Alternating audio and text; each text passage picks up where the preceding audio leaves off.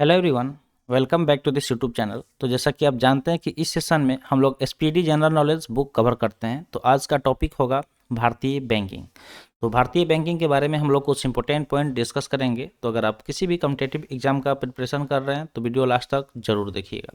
तो चलिए वीडियो शुरू करते हैं। जल्दी से लाइक कर दीजिए और चैनल पे नए हैं तो जल्दी से चैनल को सब्सक्राइब कर लीजिए। आपको बैंकिंग के बारे में पता होना चाहिए, क्योंकि आज के डेट में अगर हम पैसा कमाते हैं तो सारा लेन देन बैंक से ही करना होता है। ठीक है, अपना पैसे को सेफली बैंक में ही रखते हैं। तो बैंकिंग का नॉलेज भी होना चाहिए, कौन सा बैंक कब बना था, ये सब चीज़ें डिस्कस करेंगे। तो सबसे पहले हम लोग बात करते हैं। पहला पॉइंट दिया गया कि पहला पॉइंट क्या दिया गया कि जो यूरोपीय पद्धति पर आधारित भारत का पहला बैंक कौन सा था, तो बैंक ऑफ हिंदुस्तान। ठीक है, अगर भारत के पहले बैंक की बात करें तो कौन सा बैंक था, बैंक ऑफ हिंदुस्तान, जो कि 1770 ईस्वी था। ठीक है, तो ये किस पे आधारित था, तो यूरोपीय पद्धति पर आधारित भारत का पहला बैंक बैंक ऑफ हिंदुस्तान बना। कब बना, तो 1717 ईस्वी में बना था। तो ये भारत के पहले बैंक के बारे में बात हुआ। कौन सा बैंक था, बैंक ऑफ हिंदुस्तान, जो कि 1770 ईस्वी में बना था। और ये किस पे आधारित था, तो यूरोपीय पद्धति पर आधारित था। अगला पॉइंट दिया गया कि सीमित देयता के आधार पर प्रथम भारतीय बैंक अवध कमर्शियल बैंक था। ठीक है, अगर सीमित देयता के आधार पर बात करें, कौन से आधार पे, तो सीमित देयता के आधार पर, तो प्रथम भारतीय बैंक कौन था, तो अवध कमर्शियल बैंक। ठीक है, अवध कमर्शियल बैंक, जो कि 1881 ईस्वी में इसका स्थापना किया गया था। ठीक है, कौन सा बैंक, अवध कमर्शियल बैंक। आगे बढ़ते हैं, इसी तरह से सारे पॉइंट हम लोग डिस्कस करेंगे। तो सबसे अगर यूरोपीय पद्धति पर पूछा जाएगा तो बैंक ऑफ हिंदुस्तान याद रखना है। सीमित देयता के आधार पर पूछा जाएगा तो आपको कौन सा नाम याद रखना है, तो अवध कमर्शियल बैंक। पूर्ण रूप से भारत देश का पहला बैंक 1894 में स्थापित पंजाब नेशनल बैंक है। अगर भारत देश का पहला, अगर पूर्ण रूप से पूछा जाए कि पूर्ण रूप से भारत देश का पहला बैंक कौन सा था, तो वो था पंजाब नेशनल बैंक। ठीक है, अभी भी के रेट में भी पंजाब नेशनल बैंक में बहुत सारे लोगों का खाता है और ये अच्छे से चलता भी है। अगर इसकी स्थापना की बात करें तो इसका स्थापना कब हुआ था, तो 1894 में हुआ था। कब हुआ था, तो 1894 ईस्वी में हुआ था, जो कि पूर्ण रूप से भारत देश का पहला बैंक था। कौन सा, तो पंजाब नेशनल बैंक। ठीक है, वो अभी भी पंजाब नेशनल बैंक है और ये देश का पहला बैंक हुआ करता था। आगे बात करते हैं कि भारत का केंद्रिक बैंक। ठीक है, कौन सा बैंक, भारत का केंद्रिक बैंक भारतीय रिजर्व बैंक, जिसको हम लोग आरबीआई के नाम से जानते हैं, रिजर्व बैंक ऑफ इंडिया। ठीक है, भारतीय रिजर्व बैंक की स्थापना की अगर हम बात करें तो इसका स्थापना आरबीआई एक्ट, ठीक है, कौन से एक्ट, आरबीआई एक्ट 1934 अनुसूची 2 के तहत 1 अप्रैल कब किया गया, तो 1 अप्रैल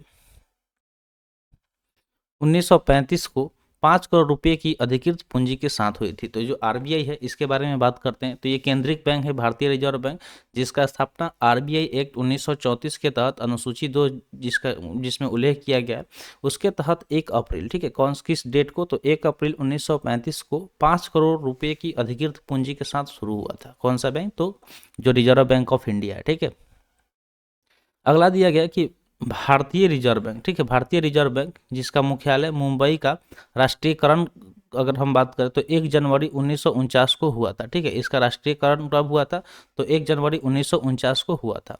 तो भारतीय रिजर्व बैंक का मुख्यालय आपको याद रखना है। यहाँ पे मुख्यालय के बारे में भी बताया गया, तो इसका मुख्यालय यानी कि हेड क्वार्टर कहाँ पे है, तो मुंबई में आपको देखने को मिलेगा। ठीक है, कहाँ पे देखने को मिलेगा, मुंबई में। और इसके राष्ट्रीयकरण यानी कि राष्ट्रीयकरण के बारे में यहाँ पे पूछा जा रहा है, तो राष्ट्रीयकरण कब हुआ था, तो 1 जनवरी 1949 को इसका राष्ट्रीयकरण हुआ था। तो इस तरह हम लोग चीज़ें डिस्कस करते चलेंगे धीरे धीरे स्लो मोड में, और आपको वीडियो लास्ट तक देखना है। देखते से क्या होगा कि जो भी चीज़ें हम यहाँ पे हाईलाइट करते चल रहे हैं आप नोट डाउन करते चलिएगा साथ में और चीज़ें याद करते रहिएगा। ठीक है, अगला दिया गया कि भारत का सबसे बड़ा सरकार का बैंकर तथा बैंकों का बैंक भारतीय रिजर्व बैंक है। ठीक है, तो भारतीय रिजर्व बैंक को क्या बोला जाता है, बैंकों का बैंक बोला जाता है। ठीक है, भारतीय रिजर्व बैंक जो है उसे बैंकों का बैंक बोला जाता है। ठीक है, इसको क्या बोला जाता है, तो बैंकों का बैंक बोला जाता है, जो कि भारत का सबसे बड़ा सरकार का बैंकर है। ठीक है, जिसका वित्तीय वर्ष 1 जुलाई से 30 जून होता है। ठीक है, अगर इसके फाइनेंशियल ईयर की बात करें तो 1 जुलाई से 30 जून तक होता है। ठीक है, इसका मतलब ईयर स्टार्ट कब होता है, तो 1 जुलाई से और 30 जून तक होता है। तो आपको याद रखना है कि जो भारतीय रिजर्व बैंक है उसका वित्तीय वर्ष कब से कब होता है। ठीक है, ऐसे नॉर्मली अगर वित्तीय वर्ष की बात करें तो कब से शुरू होता है, तो किसी भी अगर बिजनेस की बात कर लें, कंपनी की बात कर लें, तो उसका जो फाइनेंशियल ईयर होता है वो 1 अप्रैल से शुरू होता है। ठीक है, लेकिन वहीं पे अगर हम रिजर्व बैंक की बात करें तो ये 1 जुलाई से शुरू होता है और 30 जून तक होता है। ठीक है, अगला पॉइंट यहाँ पे दिया गया है कि रिजर्व बैंक के प्रथम गवर्नर। ठीक है, प्रथम गवर्नर का यहाँ पे नाम दिया गया है। तो प्रथम गवर्नर की बात करें तो कौन थे, तो ओसबॉर्न मिस स्मिथ, ठीक है, ओसबॉर्न स्मिथ जो कि प्रथम भारतीय गवर्नर सीडी देशमुख तथा प्रथम महिला डिप्टी गवर्नर केजी उदयसी थी। तो यहाँ पे कुछ नाम मेंशन किया गया। पहला तो है ओसबॉर्न स्मिथ, दूसरा दिया गया है सीडी देशमुख, और तीसरा तथा अगला दिया गया है कि केजी उदेसी। तो इसके बारे में हम लोग जान लेते हैं कि रिजर्व बैंक के प्रथम गवर्नर, अगर फर्स्ट गवर्नर की बात करें तो आपको कौन सा नाम याद रखना है, तो फर्स्ट गवर्नर के लिए आपको उस बार्न स्मिथ नाम याद रखना है। कौन सा? Osborne Smith. और प्रथम भारतीय गवर्नर की जब बात होगी, ठीक है, इंडियन गवर्नर की बात करें जब भी होगी, तो आपको कौन सा नाम याद रखना है, तो सीडी देशमुख याद रखना है। और प्रथम महिला डिप्टी गवर्नर, ठीक है, महिला डिप्टी गवर्नर की बात होगी तो वो हो जाएगी केजी उदेसी। कौन हो जाएगी? केजी उदेसी हो जाएगा। तो यहाँ पे तीन नाम, प्रथम गवर्नर ओसबॉर्न स्मिथ हो जाएगा। और वहीं पे अगर आपसे पूछ लिया जाएगा प्रथम भारतीय, ठीक है, प्रथम जैसे ही भारतीय लगेगा, भारतीय गवर्नर, तो आपको सीडी देशमुख नाम याद रखना है। और प्रथम महिला डिप्टी गवर्नर का बात आएगा तो केजी उदेसी आपको नाम याद रखना है, ठीक है। तो इस तरह चीज़ें हम लोग हाईलाइट करेंगे और आप समझते रहिएगा और नोट डाउन करते रहिएगा।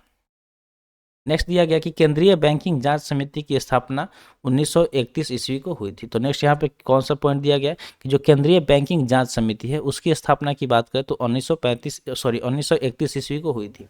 कौन सी? तो केंद्रीय बैंकिंग जांच समिति, कौन सी समिति? तो केंद्रीय बैंकिंग जांच समिति, ठीक है। इसका स्थापना के बारे में यहाँ पे बताया जा रहा है कि इसका स्थापना कब हुआ था, तो इसका स्थापना हुआ था 1931 ईस्वी को। अगला दिया गया पॉइंट कि 1921 में 3 प्रेसिडेंसी बैंकों को मिलाकर इंपीरियल बैंक की स्थापना की गई थी, ठीक है। तो इंपीरियल बैंक के बारे में पूछा जाएगा कि जो इंपीरियल बैंक है इसकी स्थापना कब हुई थी, तो 1921 में 3 प्रेसिडेंसी बैंक, ठीक है, कितने बैंक को पूछा जाएगा, तो 3 प्रेसिडेंसी बैंकों को मिला के क्या किया गया था, एक बैंक का स्थापना किया गया था जिसका नाम रखा गया था इंपीरियल बैंक। कब? तो 1921 में। अगला पॉइंट दिया गया कि 1 जुलाई 1955 ईस्वी, यहाँ पे एक डेट दिया गया है, 1 जुलाई 1955 ईस्वी को इंपीरियल बैंक का आंशिक रूप से राष्ट्रीयकरण कर उसका नाम भारतीय स्टेट बैंक रखा गया, जिसकी अनुशंसा गोरेवाल कमेटी ने किया था, ठीक है। तो देखिए भारतीय स्टेट बैंक के जब भी नाम आए तो आपको ये याद रखना है कि इसका पहला नाम कौन सा हुआ करता था, तो इंपीरियल बैंक नाम हुआ करता था, ठीक है। लेकिन इसका राष्ट्रीयकरण कब किया गया, तो इसका राष्ट्रीयकरण किया गया 1 जुलाई 1955 ईस्वी को, ठीक है। और उसके बाद इसका नाम क्या रख दिया गया, भारतीय स्टेट बैंक रख दिया गया। और इसके अगर अनुशंसा पूछी जाएगी कि किस कमेटी ने की थी, तो इसकी अनुशंसा आपको याद रखना है कि गोरेवाल कमेटी, ठीक है। गोरेवाल कमेटी से आपको स्टेट बैंक याद रखना है कि उसका अनुशंसा किया गया था। और 1 जुलाई 1955 ईस्वी को इंपीरियल बैंक का आंशिक रूप से राष्ट्रीयकरण करके उसका नाम क्या रख दिया गया था, तो भारतीय स्टेट बैंक, जो कि आज के डेट में आपको देखने को मिलता है।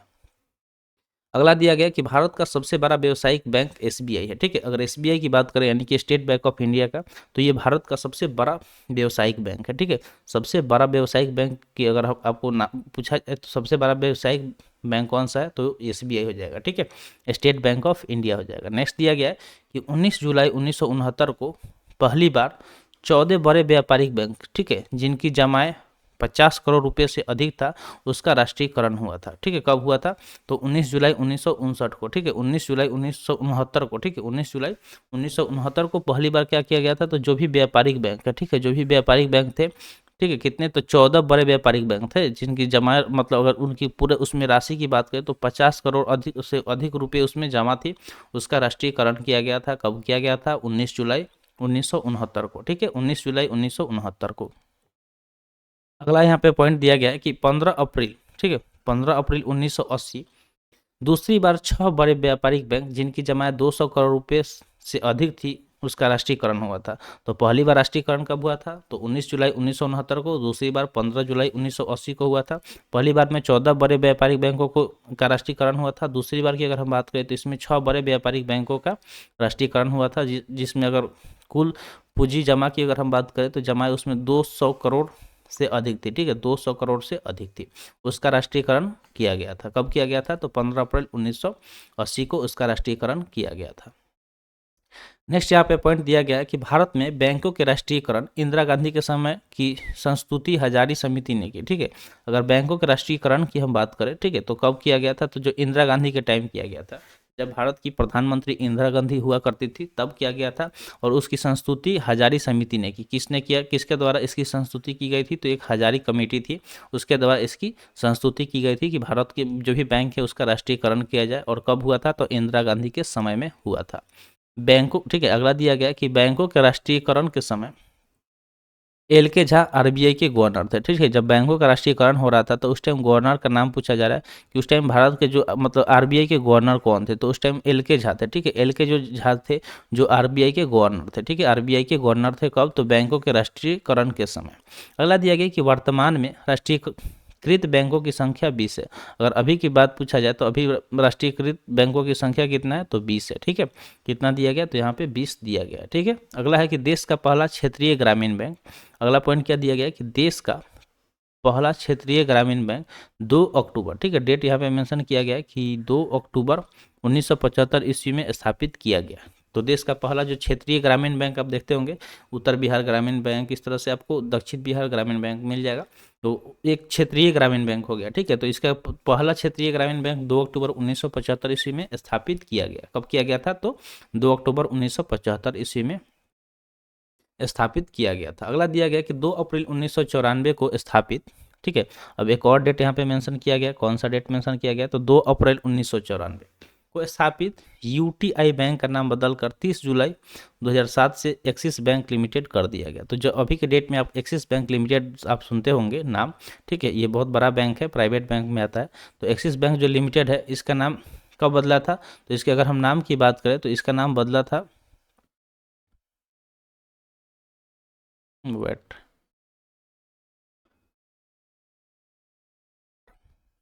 2 अप्रैल 1994 को जो यूटीआई बैंक था, ठीक है, इसका नाम पहले एक्सिस बैंक का यूटीआई बैंक नाम हुआ करता था। ठीक है, कौन सा, तो यूटीआई।